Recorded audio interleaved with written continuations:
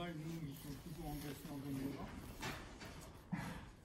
Donc ça s'éloigne un peu de la filière de la belle route, mais c'est un bon marché des autres, de toute façon, pour trouver une solution. Donc les mâles vont en jaune bovin. En JB, c'est ça? Ouais. Et donc les femelles, théoriquement, elles ont une carrière de reproductrice. Il y a deux périodes où il y a des naissances. Donc grosso modo, 80 naissances de Paris jusqu'à maintenant, là, c'est quand même tout fini. Et on redémarre environ à Noël pour finir début mars. Tous les ans, c'est étalé. C'est deux périodes. Et donc ce qui fait que chez nous, les veaux femelles qui naissent à l'automne, ça fera des reproductrices de printemps et vice versa. Après, dans la conduite de l'élevage, nous, c'est une grosse partie en insémination. Donc, en fait, là, on vient de commencer depuis hier la reproduction. Donc là, pendant 6 semaines, les vaches qui ont eu leur veau, le septembre-octobre, pendant 6 semaines, on fait de l'insémination. Après, on met les taureaux pendant 3 semaines, histoire de les occuper, s'il y a des rattrapages à faire. Et au printemps, on fait une période d'insémination avant la mise en herbe et après on met les taureaux. Donc après l'exploitation est simonée. L'exploitation, je vous ai dit, 166 hectares. La première culture chez nous, c'est l'herbe. Grosso modo, on a 25-27 hectares de maïs, derrière lesquels on fait systématiquement une céréale, du blé, donc ça fait 25-27 hectares de blé. Et le reste, c'est de l'herbe. Alors, la particularité ici, c'est qu'il y a une partie de l'herbe qui est, en fait, on est producteur de semences fourragères. Donc on fait du régrassement, c'est essentiellement du régrassement. Donc là, cette année, on doit en avoir 21 hectares. Et le gros attrait du régrassement, quand on a un troupeau allaitant, c'est que le régrassement, c'est la première couche d'herbe. Celle-ci, on peut la récolter et elle sert pour alimenter les bovins.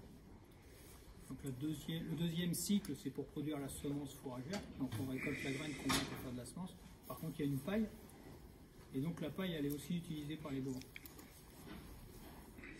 Bon, on a cette chance de pouvoir faire ça. Et autosuffisant, quasiment. Alors nous, en fourrage, on n'a rien. En fourrage grossi, on est autosuffisant parce qu'on est irriguant.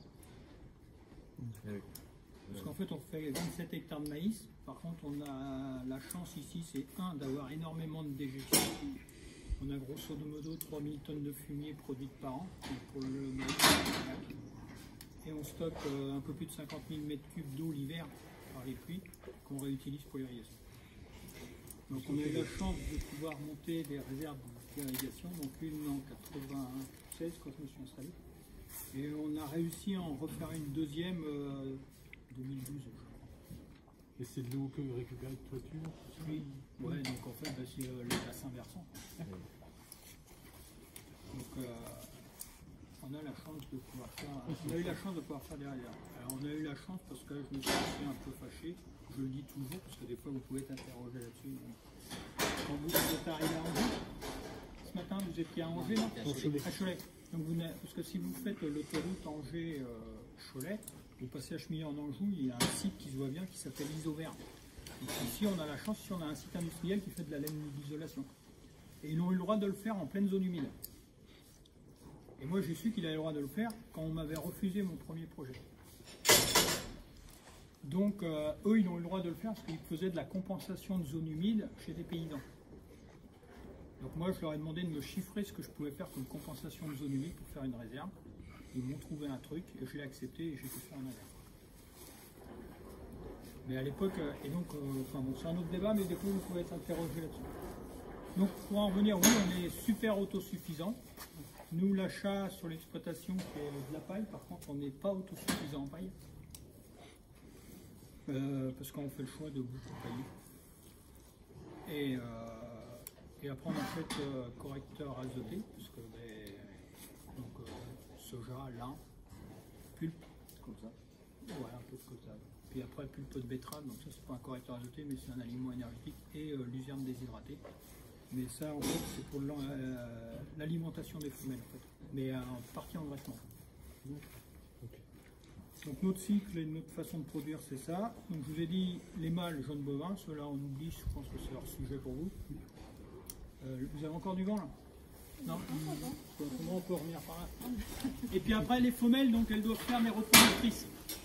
Dans l'absolu, il y en a certaines qui ne sont pas aptes à faire des reproductrices, donc d'office, à un moment donné, elles partent une voie d'engraissement. Et puis les femelles, avec 2 périodes de vélage, on n'est pas franchement des grands sentimentaux sur l'exploitation. C'est-à-dire qu'une vache qui se retrouve gestante et qui va mettre bas en dehors quitte de la période et quitte le circuit. Donc elle ira à l'engraissement. Puis après une non gestante, eh ben, elle va à l'engraissement. Une non gestante d'automne, elle n'a pas le droit au rattrapage au printemps chez nous. On considère que si elle est non gestante, c'est que pour différentes raisons elle n'est pas apte, donc elle va à l'amateur. Grosso modo, ce qui fait que nous, on a un bon tiers de renouvellement systématiquement tous les ans sur les femelles. Ce qui fait que les animaux mettent bas à partir de 2 ans et demi. Et puis on s'arrange pour finir leur carrière avant 10 ans d'âge, parce que commercialement, hein, une femelle de plus de 10 ans, elle a une moins value. Donc voilà la conduite. Et après 10 ans, qu'est-ce que vous en faites? Après 10 ans? Non, ils envoient à l'abattoir. Abattoir. Avant 10 ans. Avant 10 ans. En fait, dans nos critères de réforme, il y a tout ce qui tourne autour de la reproduction. Un vélage qui se passe mal, ça peut être une cause de réforme. Une vache qui a un veau mort, c'est une cause de réforme. Vous vous embarrassez pas, quoi. Non, on peut pas. En fait, nous, on a peut pas être décidé sentiment. de faire de la conduite en lot. Alors, on n'est pas des pros des vacances, hein. Mais globalement, on se dit que si on peut partir tous les 3 un peu au mois d'août et tout ça, on essaie de s'organiser. Quand on est en période de mise bas, il y a une surveillance accrue, donc on ne veut pas que ça dure 365 jours par an. Et puis après, il y a tout l'aspect sanitaire. Donc l'aspect sanitaire, il y a 2 politiques qui existent dans le sanitaire. Il y a j'attends que l'animal soit malade et je le soigne. Puis il y a l'autre qui est plutôt de jouer par l'anticipation préventive. Donc nous, on a plutôt fait ce choix-là. Donc ce qui fait qu'en fait, on séquence notre travail, quoi. Donc par exemple, il y a des vaccins à faire pour les diarrhées avant vélage sur les vaches. Et bien, comme tout est groupé, on sait qu'on y va et puis c'est fait. Les vélages étant groupés, on sait que les vaccins des veaux, c'est par séquence.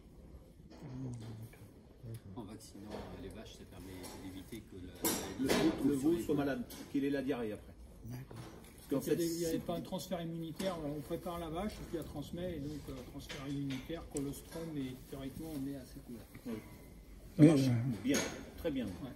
Alors dans les questions que vous pouvez entendre parler autour de l'élevage, c'est par exemple tout ce qui tourne autour des antibiotiques, antibiorésistance, ce qui est un vrai problème. Donc on a obligatoirement des efforts tous à faire.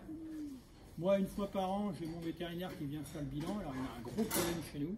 En fait, on n'utilise quasiment pas d'antibiotiques. Parce qu'en fait, nous, la réduction antibiotique, on n'a jamais pu aller dans les objectifs parce qu'on démarrait tellement bas que... Et en fait, c'est grâce à notre politique de jeu par prophylaxie anticipation.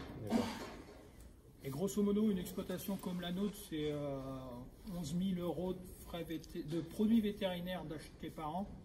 Et c'est un peu plus, je vous ai dit 11 000, c'est ça, oui. Et c'est un peu plus de 10 000 de produits d'anticipation de prophylaxie.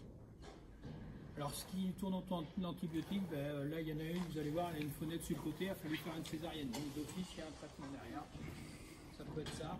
Après, il y a l'animal quand même qui tombe malade, ça arrive. Donc là, il faut se dire. Mais nous, de par le choix de ne pas être sentimental, on va dire comme ça, et de séquencer nos choses, on joue vraiment par anticipation. Et quand on n'a pas une grosse tête, on marque ça sur le calendrier. Et on sait que telle semaine, tous les ans, on reproduit les mêmes schémas pour tel lot et ainsi de suite. Et pour l'instant, c'est peut-être pas la meilleure formule, mais ça nous donne raison, on n'a rien trouvé de mieux. Donc on continue, on est un peu bête. Et ça vous est déjà arrivé qu'une bête soit vraiment malade et puis de la tuer, pour ne pas la mettre à l'abattoir, de la tuer et puis de...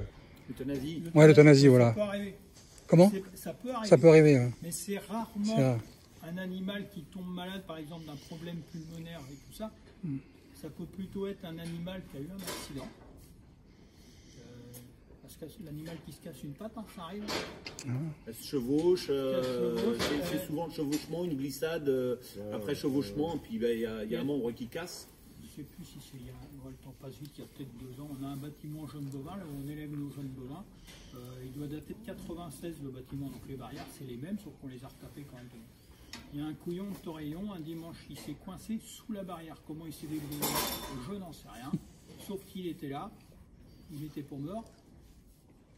mais comme il avait été en situation un peu compliquée, on va dire que là-dedans plus rien marchait, et il se remettait tout juste debout. Et ben comme ça, il n'y a pas de solution, vous appelez le vétérinaire, vous l'euthanasiez, vous envoyez ça à la caractère.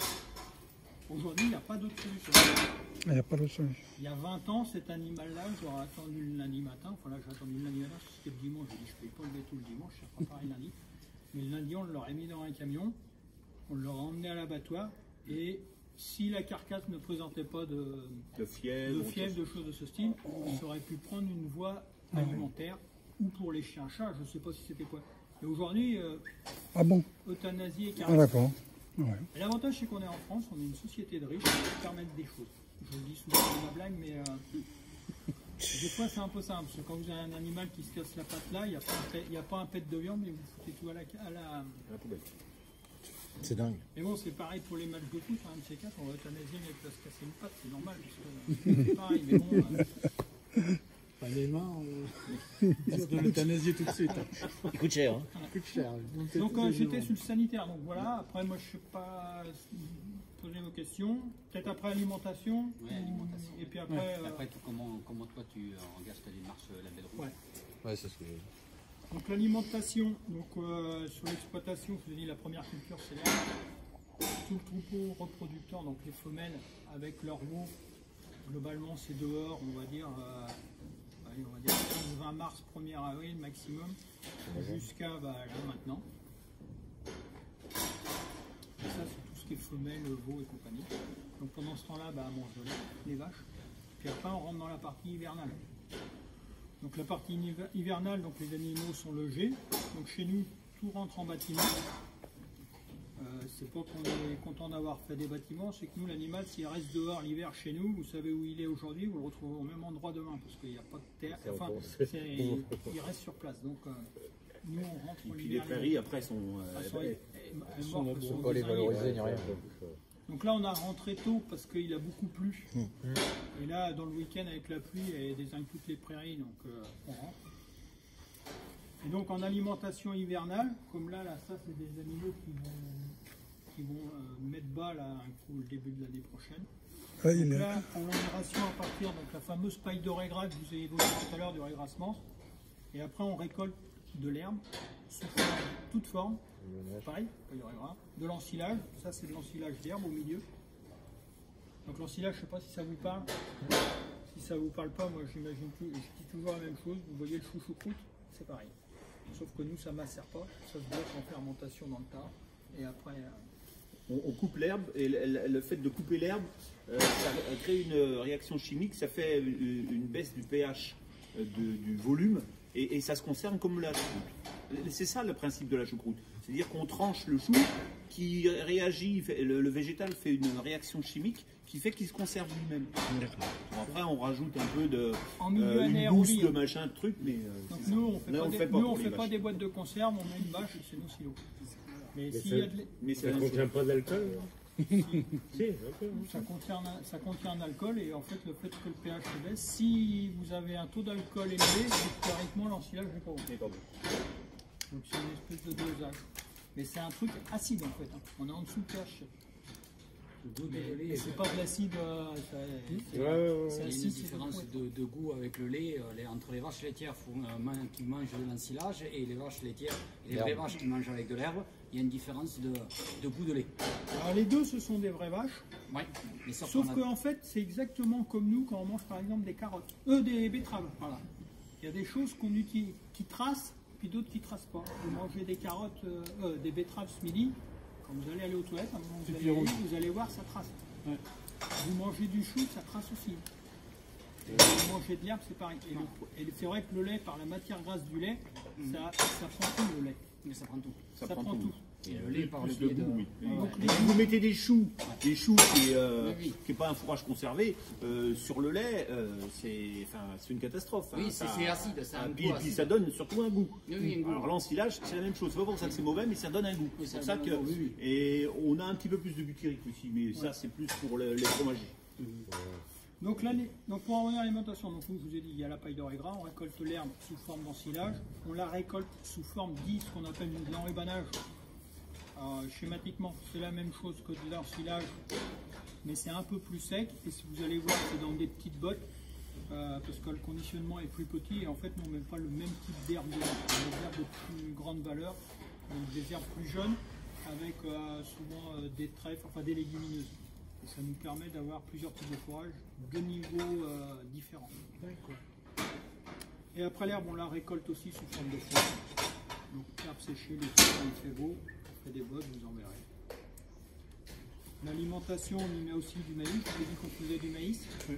Donc le maïs, on le récolte sous deux formes. Une forme en silage. Donc on coupe, vous allez voir aussi, comme l'herbe, on coupe la plante, on la mixe, on fait un silo. Et puis après, on a aussi du maïs qu'on pousse jusqu'au stade grain sec, qu'on récolte, et après qu'on réutilise pour les bourgs. Et après, je vous ai dit qu'on faisait aussi de la céréale. Donc il y a une partie des céréales, le blé, qu'on stocke, qu'on aplatit, vous verrez, on fait de la farine de blé qui sert aussi pour l'alimentation des bovins. Donc grosso modo, c'est avec ça qu'on fait l'alimentation de nos bovins. Et à ça, on rajoute quelques compléments pour l'azote, la pulpe, la luzerne, le lin, ce qu'on a dit, le colza, j'en ai parlé tout à l'heure. Et là, grosso modo, avec tout ça, on arrive à nourrir nos animaux. C'est combien de kilos de fourrage à peu près par vache par jour? Alors là, celle-ci, là, aujourd'hui, allons... En fonction effectivement du stade. Ouais, bon, allez, les vaches, grosso modo, on est à 18 kilos au global, 18-20 kilos. Par jour? Par jour. Alors ça dépend des stades, grosso modo, c'est ça. Elle préfère quoi? Comment? Elle préfère quoi? Vous avez une préférence? Alors la paille d'Oregra, par exemple, si vous la mettez, elle ne va pas en consommer des masses. Après, quand vous la mélangez avec autre chose, c'est super. Mais c'est vrai qu'à la limite, tout ce qui est pulpe, luzerne, c'est comme du chocolat. Hein. Et si vous ne faites un repas à base de chocolat, à un moment donné, il va y avoir un chevalier. Mais pour elle, c'est pareil. Et en fait, on ira se balader. Nous, on a la particularité qu'on mélange nos aliments. On a un truc, alors Philippe, vous l'avez pas entendu dire, on a un truc où c'est Thermomix dans le terme, ça s'appelle une mélangeuse. Donc nous, systématiquement, on pèse les fourrages que l'on distribue et on les mélange. Comme ça, elles ont toute l'année la même. Ils ont tout le temps la même chose. À peu près. Ouais. Enfin, c'est pas toute l'année, c'est dans la racine. Et en fait, moi, je prends toujours le principe. Nous, on a préféré faire ce choix-là. Parce que si le matin, par exemple, je leur mets l'ensilage, le soir, je leur mets le foin, moi, j'imagine, c'est comme si le matin, je prenais mon pain, et puis que ce soir, je prenais mon beurre. Quoi. Ouais. Et puis, à la limite, si je suis courageux, je prends la confiture ce midi, quoi. Enfin... Et en fait, nous, ce que l'on a constaté, c'est que depuis qu'on a ce truc-là, ça fait une douzaine d'années, on met moins de fourrage, parce que d'une part, on pèse, donc on est plus juste, on n'a plus de refus.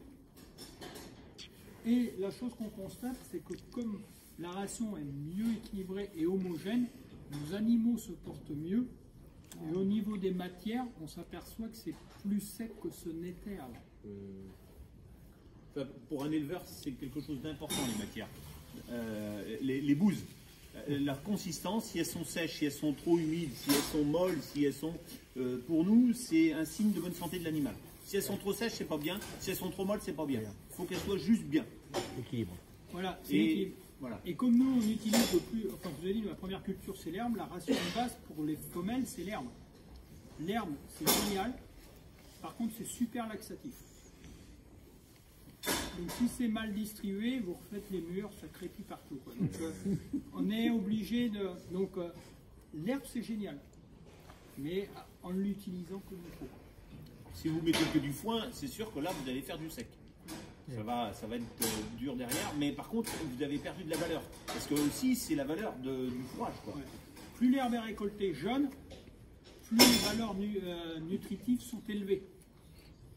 Et plus vous avez de valeur nutritive, plus vous avez une herbe jeune, plus vous avez une herbe laxative. Donc c'est un équilibre. Et quand elles sont donc en prairie, comment vous faites? Ça fuse. C'est pour ça que vous en fait, si vous veniez me voir 15 mars là, ou début avril, quand les animaux vont dehors, ben, on va les voir et les vaches elles ont tout le derrière sale. Et c'est noir. Et ça c'est le chlorophylle. C'est la chlorophylle de l'herbe qu'on se trouve derrière. D'accord. Donc elles sont pas malades. Alors ça fait mou, alors c'est moins grave dans les champs, et puis bon, elles sont dans le champ, mais on sait qu'en fait il y a du gaspillage, un peu, entre guillemets, dans cette période. Et bon, on ne peut pas faire autrement. On peut pas faire autrement. Non, bien sûr. Tu veux pas être au plus de chaque vache. Ouais, puis tu peux pas contrôler la quantité qu'elle mange. On pourrait pousser à l'extrême, hein. Si on ne veut pas avoir ce problème-là, on garde les vaches 365 jours par an en bâtiment, on fait 365 jours de conserve. Mais c'est pas génial. À un moment donné, il faut aussi les aliments qu'on stocke sont des aliments conservés. Les sanitaires. Donc ils ont une bonne qualité. Par contre, si on les gardait éternellement, ils perdent de la valeur. Mais c'est comme quand vous mettez de la viande au congélo, vous faites vos conserves, vos légumes en conserve, ils sont super bons cet hiver, si vous avez fait cet été. L'hiver d'après, ils seront moins bons. C'est le même principe. Et ça a un coût. Le fait que la vache elle mange toute seule, elle fait sa barre de coupe, elle fait son tracteur, elle fait tout. C'est moins de travail pour nous. Guillemets, même s'il faut faire autre chose. Elles vont dehors, au soleil, elles sont comme nous, on a besoin de prendre le soleil à des moments. Elles sont contentes. Ça se ressent la viande et tout ça. Ouais, donc, En période hivernale, vous payez combien de fois là par... nous, on se paye tous les jours. Tous les jours. Des fois 2 fois par jour en période de mise. D'accord. Et en fait, nous, on est des mauvais parce qu'on paye le dimanche. Une habitude. On n'arrive pas à ne pas pailler. Une exploitation comme la nôtre, c'est 800 tonnes de paille à l'année. 800 tonnes. Pour 100, Donc grosso modo, on a toujours 500 bovins, on a 180 mères, plus la descendance, plus après les jeunes bovins, et on fait un peu d'achat complémentaire. Dans les 800 tonnes, le rachat c'est quoi aujourd'hui? Ça représente quoi? Ah mais nous, on en produit 130, 140 tonnes, et tout le reste c'est de l'achat. ça vient de où alors? Alors moi, nous, on a la chance, c'est qu'on a un gars à une petite demi-heure de tracteur ici, chez qui on achète tous les ans toute sa paille. Donc après on a un deal depuis X années, qu'on en ait besoin ou pas besoin, on lui prend tout. Voilà. Alors globalement ils nous la vendent des fois très cher au regard du prix du commerce. Il y a d'autres saisons où elle est pas chère parce que le prix de la paille a flambé. Mais en fait, toujours le même prix pour. On se pose pas les questions. Il m'appelle, il me dit Mickaël, j'ai battu, c'est en botte, parce qu'il me les presse, tu viens les chercher. D'accord. Voilà. Nous c'est comme ça, on a cette pouille que ça dure. Et vous avez un prix contrat sur la paille. Ouais. C'est l'esprit un peu du label, hein. Voilà, c'est la régularité. Au moins il n'y a pas de surprise. Mauvaise Ah, nous on prend tout, et, enfin, parce qu'en fait, mais le truc génial c'est que nous on est arrivé là-bas par erreur, c'est qu'il y a des gars, à un moment donné ils lui achetaient la paille, puis les gars, ils n'ont pas pris les tours de champ, c'était chiant à ramasser, alors ils lui ont laissé. Et les gars, c'est bon, ça y a un peu plus, puis bizarrement ils savaient que j'en avais besoin, donc la première année on a pris le tour des champs, l'année d'après on a pris les tours des champs plus des champs, puis après on a pris tous les champs. J'ai pas acheté plus cher qu'un autre, c'est lui qui a acheté. Voilà. Mais nous, le but, dans une exploitation comme la nôtre, le bout de paille c'est un truc important. Par contre, si on voulait être autonome en paille, c'est pas possible, il faudra retrouver des hectares. Et on est dans une zone où il y a encore de l'élevage. Et la transformation en gaz des déchets Le méthane, vous voulez dire? Ouais. Alors, nous, on y a réfléchi. Ouais. Alors, on y a réfléchi d'abord collectivement. On s'est fait bouler à l'enquête publique. Pourquoi? Comment? Pour quelle raison? Et je pense qu'on aurait construit une centrale nucléaire, on aurait eu moins d'opposants.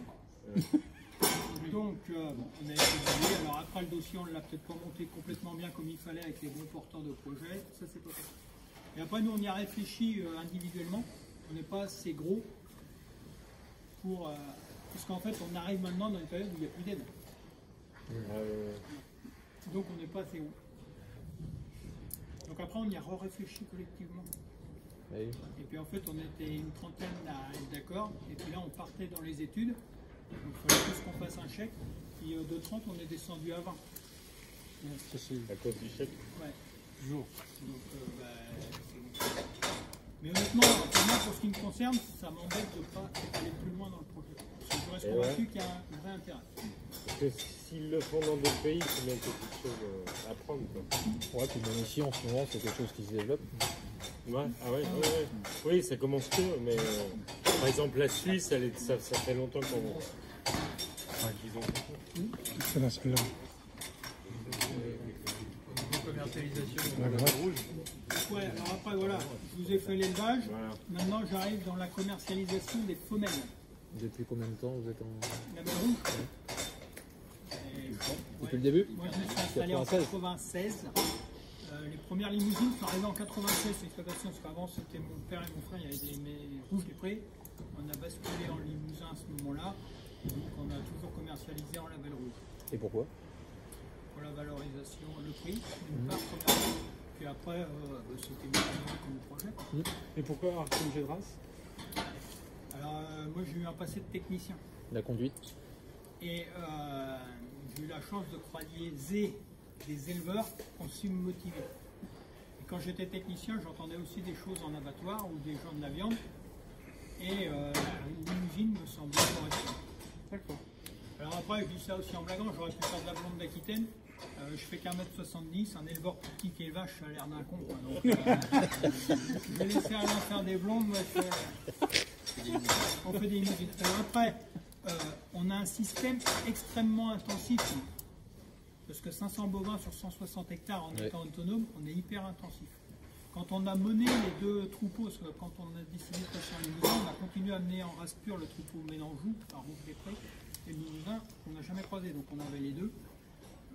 Les fourrages grossiers qu'il nous fallait pour nourrir 40 Rouges des Prés, avec la même quantité, on nourrissait sans problème une cinquantaine de limousines. Elles ont des qualités, les autres elles en ont aussi. Oui. Pour la bouffe, quand on est intensif, la limousine c'est le plus adapté. Après, avec toutes les races, elles ont toutes leurs qualités, les races. Ouais, c'est pas un débat comme ça, quoi. Après, bon, je vous dis, j'ai eu la chance de croiser des gars qui m'ont motivé, et puis c'est une race qui me convenait bien. Alors après, certains disent, j'ai fait de la limousine parce que je suis pas éleveur, parce qu'en limousine tout se passe tout seul. Ouais, c'est pas vrai. Les vélages, on se rend compte que tout se passe tout seul, sauf quand t'es pas là. C'est-à-dire que nous, quand c'est la période de vélage, systématiquement, il y en a un qui se lève la nuit. Et en période de vélage, on ne laisse jamais personne. Enfin, l'exploitation n'est jamais vide de personne. Voilà. Après, donc le label rouge, on a fait le choix à ce moment-là. Donc après 96, c'était aussi. Il y en a qui étaient plus juste nés, mais il y a eu le SB, je ne sais pas si. Et. Grand moment. Alors, vous voyez, à titre d'exemple, je suis allé acheter mes 32 premières limousines dans la Creuse en 96. Et quand je suis revenu, à la même époque, on avait vendu des jeunes bovins en pleine crise de l'ESB. Aujourd'hui, en euros convertis, à 2 € du kilo. Alors qu'aujourd'hui, on les vend 3,80. Donc l'ESB de 93 et celle d'après, on a oublié. Mais on s'est pris une torgnole, quoi. Et le label rouge, ça avait été une façon de redonner confiance aux consommateurs. Donc la traçabilité et le label rouge, on oublie, mais c'est là, quoi. Ça a pris son envol. Et donc quand vous êtes installé en viande bovine, que vous aspirez faire une carrière dans la chose, ne pas aller dans ce truc-là, c'était rasé. Ou alors il faut avoir un marché, un circuit court, mais... Et après, moi je suis adhérent d'une coopérative qui à l'époque était très impliquée dans le label rouge, donc avec la com et ainsi de suite, et voilà. Et donc aujourd'hui les femelles... Pardon, vous avez une question. Ouais, non, allez-y. Et donc aujourd'hui, on va se focaliser sur les femelles, donc elles doivent faire des reproductrices. Si elles ne font pas de reproductrices, on les met à l'engraissement. Nous, les femelles, toutes celles qui potentiellement peuvent faire du label, ont l'alimentation label. Mais en fait, celles qui potentiellement ne peuvent pas faire du label, elles ont aussi une alimentation label. Okay. En fait, toutes les femelles sont engraissées de la même manière chez nous. Au cas où, Non. Il y a nous, la ration que l'on met, elle permet à l'animal d'exprimer un certain nombre de choses en viande, donc qualité de viande et puis qualité de viande, donc on trouve que c'est pas mal pour les vieilles aussi. Puis après, rappelez-vous, tout à l'heure, je vous ai dit, on essaie de séquencer le travail. Donc si j'en ai 3 qui ont une ration ceci, puis 15 qui ont une ration cela, C'est trop compliqué. Alors, économiquement, on n'optimise pas parce qu'on a des animaux, une vache qui va avoir 9 ans ou 10 ans qui va partir à l'abattoir, lui payer une alimentation label, c'est un peu perdant un petit peu. être triste quand même. Enfin, je ne sais pas si je peux m'exprimer ainsi, mais dans l'organisation du travail, si le matin, il faut perdre 20 minutes à aller faire un truc différent, donc nous, on gère tout pareil. Alors après, on a une spécificité dans le label limousin, parce que nous, on est avec le label limousin breton, qui a fait un choix historique, aujourd'hui, c'est plus le cas, parce que le label 12, aujourd'hui, c'est sans OGM. Nous, le label Plateau Prestige, il était sans OGM depuis longtemps, depuis, ça va bientôt faire 10 ans, je crois qu'il est sans OGM. La 12, c'est sans OGM sur toute la vie de l'animal. Donc, c'est-à-dire que chez nous, les veaux, au bout de 2-3 mois, ils sont sous leur mère, bien évidemment, mais on leur donne un petit complément. Et donc le complément est sans OGM. Donc c'est avec nos céréales de l'exploitation et un peu d'aliments qu'on achète du commerce pour équilibrer la ration, et c'est sans OGM.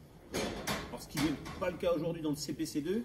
Alors le CPC2, c'est le cahier des charges de production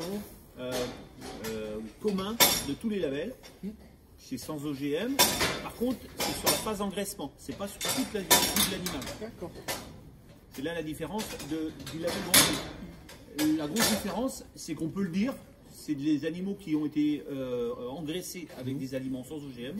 Par contre, on ne peut pas marquer sur les barquettes, parce que pour marquer sur les barquettes, il faut que ce soit sur toute la vie. D'accord. C'est la seule différence. Mais c'est plus compliqué de le faire. Alors, c'est surtout compliqué quand vous avez 2 troupeaux où c'est un peu plus compliqué. Là, il n'y a que du bovin. Donc c'est simple, mais quelquefois vous avez un troupeau laitier, vous avez un troupeau de porc ou des jeunes bovins en quantité importante, et c'est vrai que c'est un peu plus compliqué de faire toute la vie de l'animal sans OGM. Mais c'est... Peut-être qu'on y viendra hein, pour l'ensemble. On a fait ce choix-là. Le label, pour en revenir à la question pourquoi le choix du label, il faut avoir de l'histoire, et quand vous êtes pris 96, la première prise de l'ASB et la deuxième dans la tronche, vous comprenez la nécessité de réassurer le consommateur.